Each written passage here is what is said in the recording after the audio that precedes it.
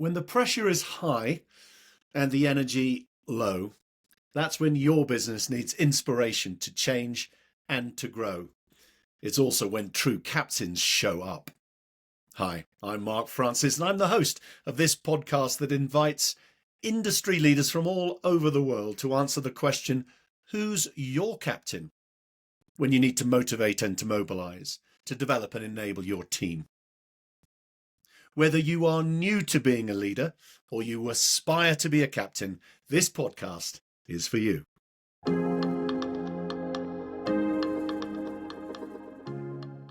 So welcome everybody to Who's Your Captain? I'm Mark Francis and I'm joined today by Tovah Wilde from Curaleaf. Tovah, hi. Hi. It's great to have you with us. It really is. And there's a central question that between us we're going to answer on this podcast, which is, how do you influence behavior change when you are the only person in learning and development in an organization? So you are just you, and you're looking to change the behavior of people in a large organization, which is successful, growing, lots of different sites in many different countries. Only one of you. So that's the central question that we're going to try and answer together during this podcast. Does that sound okay? Great. Thank you so much for having me. This is great. Oh, it's awesome. It really is awesome. It's fellow professional learning and development. And we're going to do this in several different ways. I'd love you to just give a little bit of background about why you're so passionate about learning and development, because you're in a specific business, but actually it's been your passion for a while. So where does that come from? Sure. It's a funny one. I think it kind of came out of realizing I always ended up training people at work and loving it. And I thought initially that meant I should go be a teacher. And applied for to do a PGC, got accepted. And about 2 weeks before the course started, I realized, it's not children I want to teach, it's adults. And that kind of spun me into this whole profession. And yeah, I think for me, what really drives me is seeing people grow and develop. That is just so rewarding. Having someone who's maybe not too confident in their skill set, not certain of themselves or what to do, or maybe lacking a skill, working with them, giving them feedback, and seeing them grow and develop, and then, move on to bigger, better things is just, it's so rewarding. So I think that's kind of what keeps me going.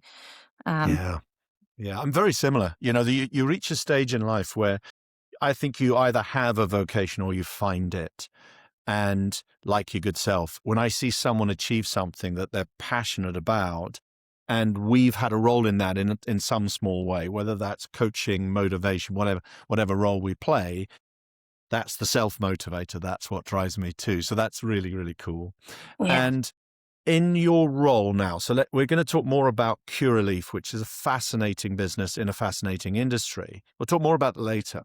I'd love to get your vision as a learning and development leader. What's your big goal in the role? Gosh, my big vision for learning and development at Curaleaf is to create this place where there's a great L&D offering. People are excited about what we produce. I say we as in a team of one, but they're excited about what is on offer. It's normal for people to be learning in role. It's not this big deal, that they have to take an hour out. That they're engaged with the learning, they find it valuable, and they can see the value in their own development. That's my vision, to get people excited about learning and driving curiosity. Yeah, I love that, because what the feel I get from that is that learning is an ongoing daily occurrence, rather than I'm waiting for Tovah to turn up and run the training course because she's really good, and it's a standalone event. Your vision is the opposite of that. It's a daily energy to pick up advice to make you better. That's very cool. Exactly. I love it. I think there's so much that, people don't appreciate that when they're in their role, they're actually learning normally on a daily basis, but it's sort of happening, outside of classrooms. So therefore it's not learning. But what I really want to get to is people reflecting, oh, I'm doing this thing, this develops this skill, and it has this benefit for me. I want that to be more commonplace, I think, everyday occurrence. Yeah. Yeah, that's great. That's great. And let's talk a little bit about Curaleaf and a little bit about the industry. And I love the name Curaleaf actually, because the leaf is cannabis and cura suggests medicinal help. So it's enhancing people's lives in some way. Just give me a perspective on Curaleaf as a business. As someone relatively new into that business, what's your reflection on the organization you work for? Yeah, it's so exciting. I've only been with Curaleaf for just a little over 6 months now. And I was drawn to it knowing the benefits of medical cannabis. I had an uncle who had Parkinson's, and the medical cannabis really did help him. So I kind of had a personal connection to medical cannabis. And yeah, Cureleaf is the global leader of providing safe and legal medical cannabis. We operate in a number of different markets. Now, what we offer, what we do in each market is different based on regulation. And it's a very complex business, I will say. I am still very much learning the ropes of everything. But we have presence in Spain, Portugal, UK, Canada, Germany, a few others, but those are the main countries that I focus on for my work. And it's great. It's great to see as well the patient stories. We often hear them in some town halls and things like that. And I just think it really is easy to connect your work with the bigger why. It's probably a very tangible place, more so in some of the other companies I've worked for. But for this one, you can really see we do this, we create this product, and this is the end result, and it really impacts people's lives in a positive way, which is lovely. So it's very similar to your vision about helping people be better within the organization, and it has an external impact in terms of people's lives who are ultimate end users, customers of Curaleaf. So that's really, really cool. One of the factors you mentioned is multiple countries. So Canada and Portugal and Spain and many, many more. And it begs the question to me, how do you mobilize learning and development when it's only you and you're naturally based in one country, but you've got multiple countries that you are responsible for? How do you make that work? Yeah, I love working in a global setting. I don't know if I know it's more complex in some ways. I do have to consider language and how things resonate, and translate and everything. But I just love the variety of culture. I find it just adds a little element to work that I love. So I'm used to working in a multi-region company. It does add complexities. I think the one thing, actually, being a one-man band is um, it kind of helps in some ways. Why is everything delivered online? Well, I can't fly everywhere. So we're going to come together online, and we can create that great environment still. So in some ways it does kind of work in my favor. But it also helps, I feel, getting people together in a learning space all together. It breaks down silos that can exist across countries. It can exist within business units, for example. But I like that idea of everyone coming together and learning together. And it creates that sort of sense that it will eventually drive psychological safety. That's one of the goals I'm trying to get to as well, is, we can all come from different areas in the world, different regions, different countries, but we can all learn together. We can fail together. We can learn together. We can succeed together. This is all good. And how do you get across to all of the staff, whether they be manager level or executors, I call them, users, people who are right at the coalface? How do you land your message with them in what is a wonderfully fast-growing organization? It's almost like an entrepreneurial organization. So super busy, super passionate, on task. How do you land a message about learning and development when you've got an organization like that? It is tricky being one voice. I do have to leverage other people's voices within the business. So I'm really fortunate. My leader is very passionate about L&D and really supportive. So I do call on her quite often to be my voice in rooms where I'm not, or I'm doing something else and or something like that. But using her voice, the other HR team members as well, getting them to really stay on message. So it's about being really clear to other people. This is the message. This is the approach. These are the reasons why, and then get them to sort of sing from my hymn sheet a little bit to their people who they work with a little bit more closely.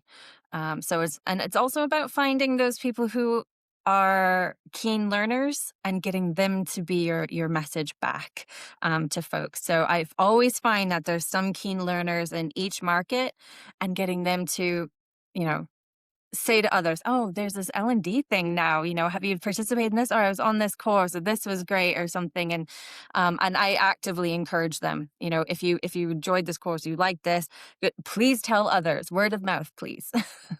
Yeah, and that resonates so strongly with me that effectively, as a one-person band, we cannot succeed unless we've got, and this is my language, you're the captain of learning and development, but you need loads of other captains in all of the markets, in different functions, at different managerial levels, and they become the ambassador, whether that's you've run a program and they go, "Oh, you've got to go on it because it's amazing," or just the energy that says, "Come on, let's invest in our own development."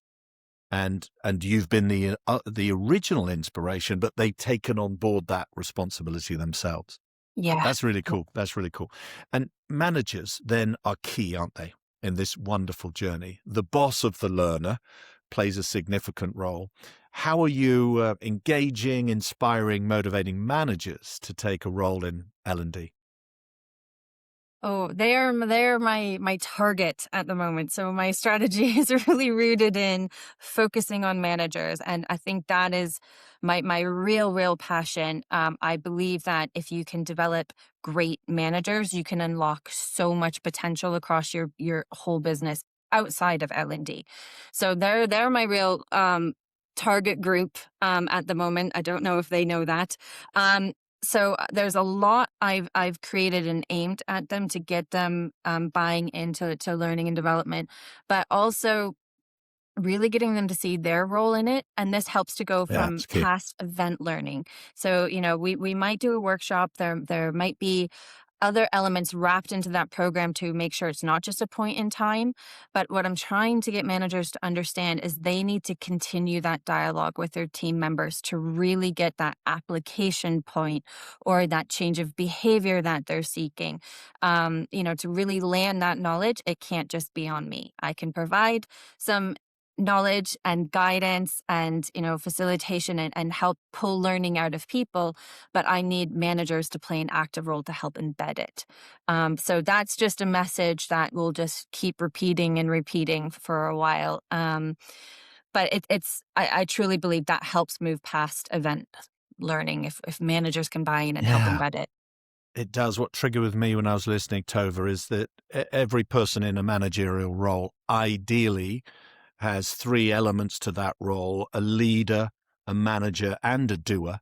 So there are certain elements when they're doing, and that might be that they're the trainer, they're the follow-up trainer, and that's a doing thing. We need them to do that to sustain learning. Then they manage task and delivery against the objectives. That's management. For me, leadership includes an insight into their team and how they can take their team to another level, irrespective of the day-to-day job. It's make this individual, optimize them, make them better, motivate them. And I think that's leadership. That's that take a step back. And what role can I play in that longer journey of behavior development rather than task achievement? So that's a big message. And how are you getting that across? I know it's early days. You've been in the role a few months. And so I remember being in your role in a fairly similar sized company where the expectation of the L&D person was train a lot, run a lot of courses, please, Tova, and job will be done. And that's, in my experience, it isn't done at all. It's after training that matters most. How are you helping managers see that role, bigger role, leading role? Yeah. Um, it did start last year when I came on board. One of the first things I did deliver was a program about this. It was really focused on trying to get managers to understand the role they play in people's development. It's not just for them to, sign a team member up to a program and then dust their hands and go, right, they're developed. So the whole program was really aimed at that, about the role that managers play in the individual's development. So that was a program that was launched over, gosh, I think it ran for about 3 months, maybe a little more. And it had lots of different elements to it, not just event learning, different touch points along the way. And now it's for me to um, lather, rinse, repeat until it gets really embedded, I think. It's really for me to kind of keep beating that drum of, are you having those one-to-ones? Are you having those developmental conversations? And I'm putting it into every other single program. So everything has got sort of a leader guide where they have question That's prompts and great. things like that. So I'm trying to make it easy as well, because I understand for my population, this is all very new. So it is a little bit kind of going back to basics that, okay, this is a one-to-one. This is what you should be covering. Here's a guide that you could use if you're really stuck. But then being really clear with leaders, this is the expectation the business has of you, to have monthly one-to-one conversations around development. And unfortunately, I can just see that being my message for the next year to 18 months until we see and until it becomes normal. And I think we're at the point where it's a new concept.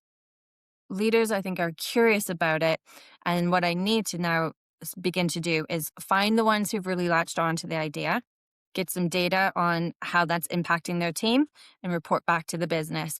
And again, just kind of keep building momentum on this. Yeah, that's just so wise. And it's actually the whole theme of the podcast. Who's your captain? So in terms of learning and development, officially, Tovah Wilde is captain. Actually, you want to create captains all over and start small, one per country, one per function, and then they start to infect in a wonderfully positive way other ambassadors of learning. And then through individuals multiplying with energy, you create a learning culture. So that's what I'm hearing, and it's absolutely my experience. If you've got those local captains embracing, your job not only becomes easier, but it becomes sustainable in terms of behavior change that you're trying to inspire. So that's really, really cool. What example do you have? And it may be from a previous role of, I'm going to call it a perfect learning program where, yes, there are interventions, but there's something before, there's something during, and there's something after that made it unbelievably effective in driving behavior change and sustainably so. What could you think of? Oh gosh. Um, Super impactful. Um, I did something really cool at a previous organization. It was at New Balance, and it was something I was really quite chuffed with. And it was to drive a learning culture. That was a real focus. How do we get everyone, learning on a regular without it being a big deal sort of thing? Um, and we had something called manager electives. And there was, I think, 10 different developmental programs that a manager could choose from. And it was about them identifying what they wanted to work on. And to choose from, all sort of designed in a similar way. I think it's spread over 9 months. I think there was a little bit of self-learning online to complete, and then a workshop. And it was about maybe an hour or two time investment per month, and in cohorts as well going throughout it. So it was great. We had all the managers pick their elective, whatever they wanted to deep dive into, and then they were on program for 9 months. What I liked about it was I kind of used a marketing approach with that. So they were all called really cool different things. And it was to try to drive a conversation of, ooh, what elective did you pick? And it was things like the Fuji program, or oh gosh, the Tenzing program, for Oh, yeah. example. Yeah, yeah, I like And it. just different names, and then they deep dive, and it was all sort of things that we knew that managers needed to develop at, sort of in a skills gap. But I didn't wanna do a sheep dip program, where everybody does the same thing over a year or whatever. So this was more like you had choice in what you learned, and it was packaged up in a kind of cool and exciting way. Managers really bought into it, and I noticed, like, kind of after manager electives, I was getting more individual contributors coming through other programs, and you could tell it was because managers kind of got hooked and were like, "Oh, this is actually kind of fun." So There's a that I big was quite message proud of here. that. Yeah, there's a big message here, isn't there? You, there's a big pack. It's a whole package involved, so it isn't just an intervention. There may be pre-learning, there may be some online, there may be some face-to-face. So there's a package which, as head of learning development, you design on their behalf, and you market it.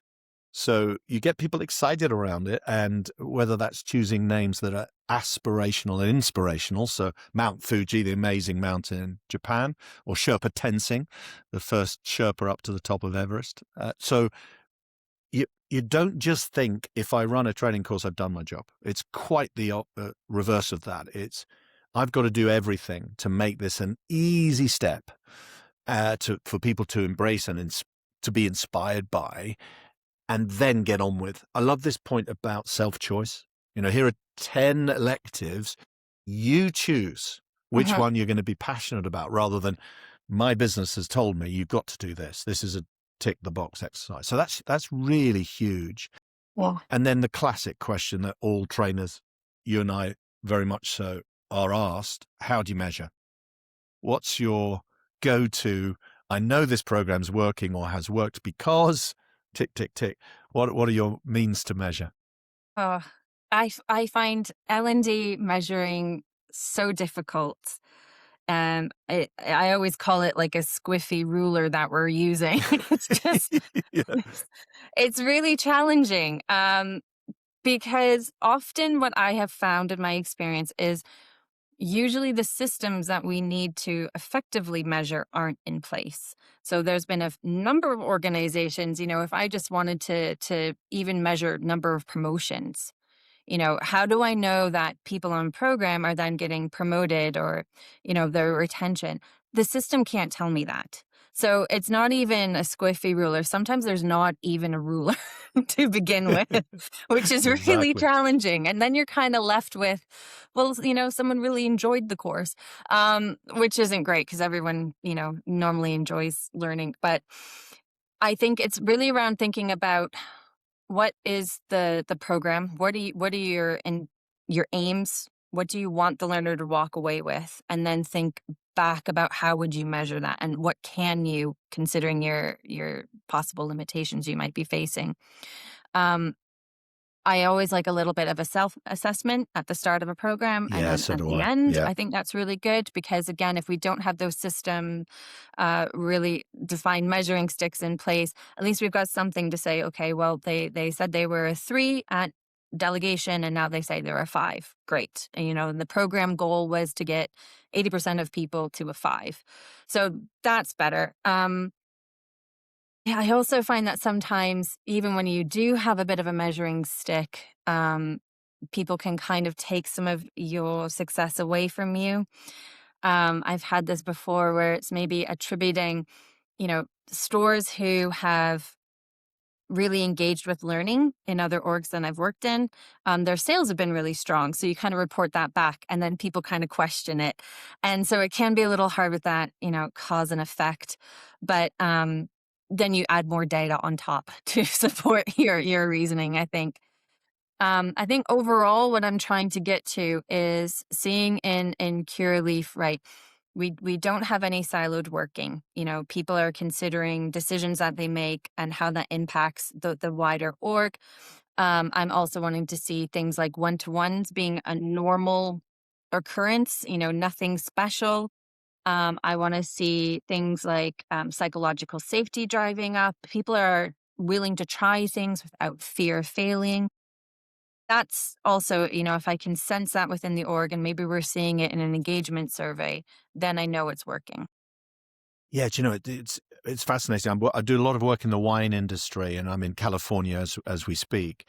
And this point about measurement, I was speaking to the wineries that I'm working with, and I said, how well is the team doing in terms of hospitality skill? And they said, oh, we think pretty good because the customer satisfaction seems pretty good. I said, okay, um, here's what I think we should do. Uh, we're going to send in some mystery shoppers. And so they're going to experience the experience. And then we get feedback from neutrals, effectively, people who don't know the company and don't know the experience. And it was brilliant because it highlighted all of the strengths. You're doing this, this, this, and this well, and here are the gaps. And it couldn't have been easier than to target the learning. So, and to put it simply, one of the gaps was storytelling. That there weren't enough stories. Wine is such a Yeah. provenance related, history related, storytelling, emotional thing. They weren't telling enough stories. And in fact, some weren't telling any stories. They're just saying, here's the wine, here's the grapes, I hope you like it. Right. And so we did a quantitative measure first. So we shared with the team the feedback. And then we did a little bit of training on what good storytelling is. Here's a structure to storytell. And we practiced. So we had a bit of fun. And then we said, your target's 2 stories. That's the standard when you're with a customer for that 60 minutes of a tasting. Our standard is now 2 stories. Now, it's a quantitative measure. Of course it is. But what we found, and we set this up 3 months ago, what we found is people are telling more stories. They just are. Now, the next measure is how good. Was a story any good? I don't know. But actually, just by doing it, there's a I'm going to call it exponential growth of storytelling skill, because they are telling more, and by telling more, they're getting better and they're sharing them between the team. So quantitative first, and a bit Mhm. simplistic, isn't it? You've got to tell 2 stories. That's it. But actually, it's generating interest, a bit of fun, lots of sharing between the team, and much better storytelling. So the customer surveys are now saying that in terms of they're enjoying the experience more. Actually, they're buying more wine as well, because if you feel good about the experience, I'll have 2 bottles, not 1. So quantitative first, and then some sort of qualitative follow-up, which for us will be another mystery shop. So we're sending the same people in 6 months later. Is the experience different, and how? So that's really cool, isn't it? This test it out, really. Test it Yeah, out. that is awesome. That's great. And now it's slightly harder, isn't it? If you're saying we're testing out a manager's skill of managing, of coaching, of delegating, it is harder. But I think it's still possible if you get agreement from the management team that that's the way it's going to be. It's not surreptitious. It's very open and transparent. Asking them, how will we measure this, rather than how will Tovah Wilde as the L&D person measure this? How will the company, the managers measure it? That's pretty cool. That's pretty cool. Yeah. Yeah, and I think I'm lucky in this org that I feel HR is in a really good position to support and help me with some of the measuring. And yeah, there's a few things I need to put real hard data and KPIs behind this year, and I want to get their input. Going, okay, with everything, all the systems we have, this is what I'd ideally like to measure. What else? Can we do this, and what else? And help me as well. So again, pulling on my colleagues and peers to support. Yeah. Yeah, very smart. And we're answering, thanks to you, we're answering the central question: how do you influence change sustainably when there's only one of you? And we're giving some really great advice to anyone listening in who's trying to do that. So within their organization, whether they're head of learning and development, or in fact they're a leader not connected directly with learning and development, there's lots of advice coming through. So it's brilliant. Thank you. What would you say is your biggest challenge in that journey? What's right now your biggest challenge? I think there's two: getting leadership buy-in beyond lip service, and the old wonderful conundrum of time. I don't have time to learn. So those two. Leadership buy-in is an interesting one. So I'm fortunate, Curaleaf have said we want an L&D function, so they're on board with that. They've brought me on, so they're wanting this, which is great. And I've got a budget, which is awesome, so they're backing me there. But what I really want to get to this year is trying to get the leaders across the org to realize that they need to participate in these things and role model the behaviors, That's it, because bingo. that's when we get to that learning culture. That learning happens all the time.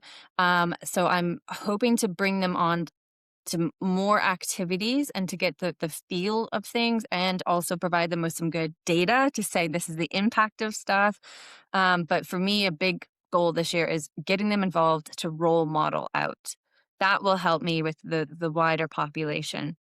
Yeah, fantastic. And what's in that challenge, it's again back to who's your captains, isn't it? It's you won't get the entire leadership levels embracing that straight away. It doesn't work that way. You just need some, don't you? Hmm. And then Yep, others I'm see it. I'm picking and choosing my yeah, my Early unknown adopters. willing participants. And Early I adopters. Yeah, I can see where, I think they would really resonate with this program or this activity, and trying to get them hooked in it and get it feeling like it's a bespoke opportunity for them, and trying to get them hooked.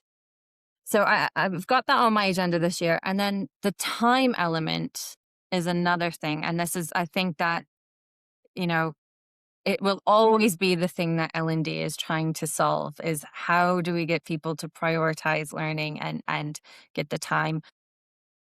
I think L&D has always been looking for a silver bullet to this question. Um, I don't think there is one. I'm No, because really it's on. always important, never urgent, Yeah, isn't it? That's the point. So on a exactly. on a priority list, it's always never going to be number one. I always say to people a little bit, I always find it funny that whenever there's a problem, it's training that's needed. But it's never a priority until there's a problem. So I kind of will use that as a reflection point back to a business, saying before we get to a problem state, why don't we invest some time?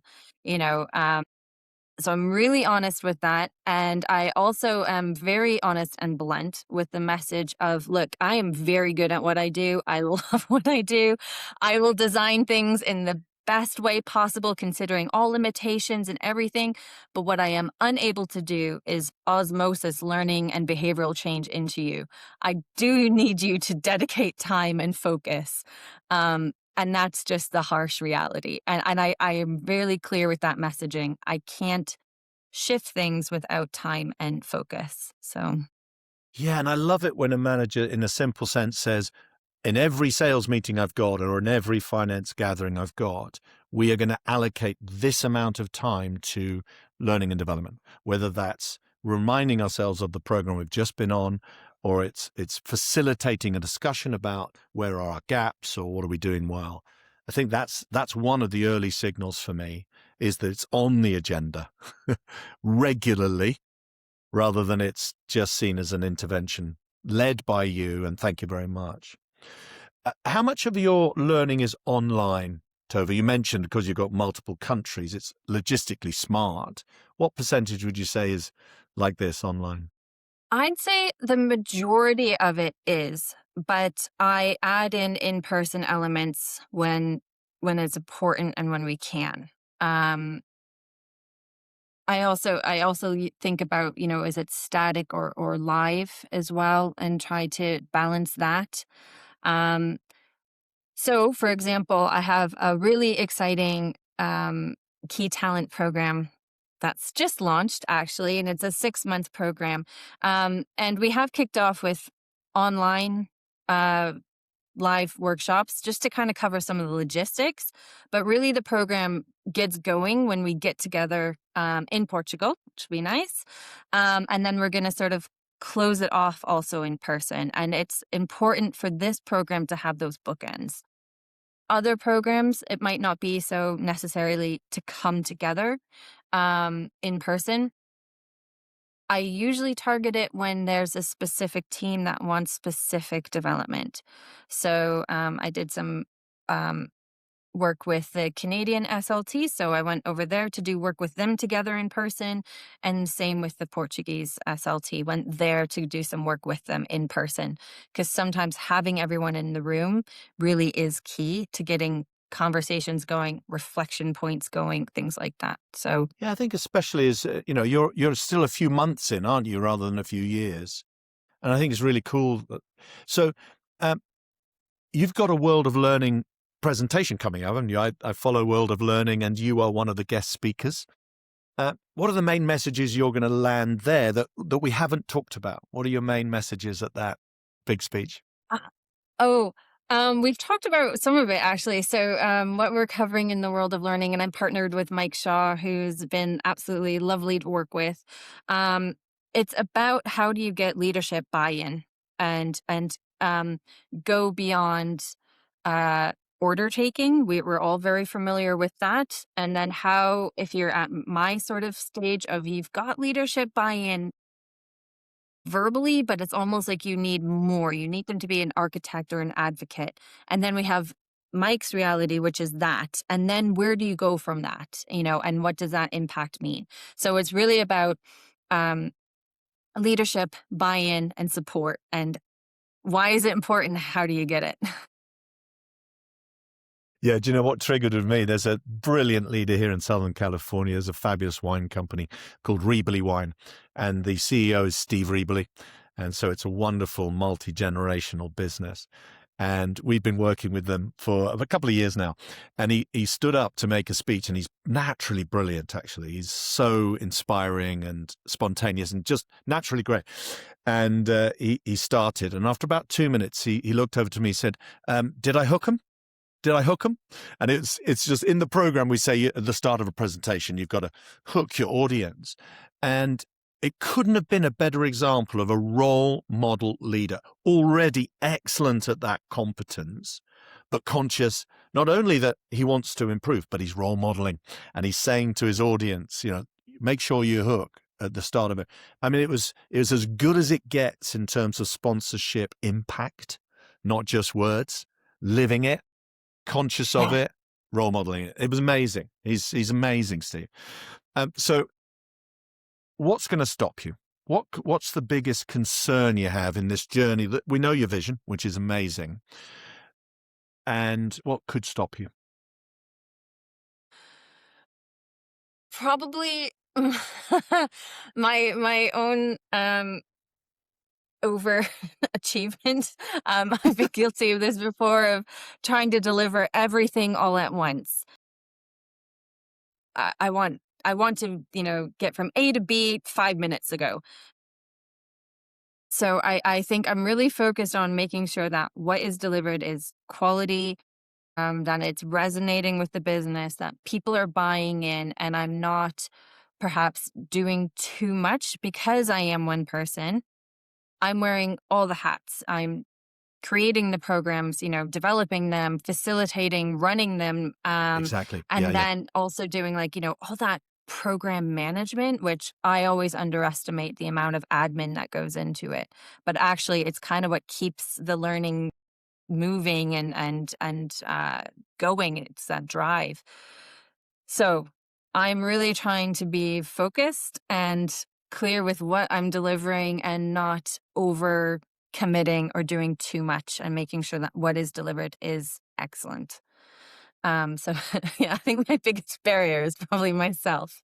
That's Um, lovely self-reflection, isn't it? It's lovely. And it's so true. It's so tough. It's back to my point about leading, managing, and doing. When you're a really great trainer, you clearly are. And I'm going to give some feedback, actually, while I've triggered. One of the things I love to do, Tovah, is I go on ChatGPT and I go, what makes Tovah Wilde special? It's a brilliant question to ask about someone you're going to talk to or work with. These are the three things it highlights. Well, it highlights more than three. These are the main ones. Drives learning with passion, makes you special. Passion for supporting patients. So it's the outputs of Curaleaf that also drives your strength, and strong, active personal brand. So the fact that you're out on social media, known, speaking at conferences like World of Learning, enhances your brand, which, guess what, enhances learning and development as a concept within the organization. Uh, So loads of strengths there, which is really, really cool. Danger, so good at training that you spend your entire life answering people going, can you come and train? Yeah, I can. Yeah, I can. Yeah, I can. And that higher goal of vision that you have is tough if you're in the weeds the whole time. And I'm very similar. I just, am I being strategic or am I just delivering great? And there's a big difference. You've got to do both, really, haven't you? You've got to be operational and strategic and do all the admin and stay energized as you naturally are. So I'm with you. If everything goes well, and I'm sure it will, and you create a learning and development culture, and that's maybe 18 months, that's maybe mid-2027 perhaps, or the end of, Huh. and it's going really, really well.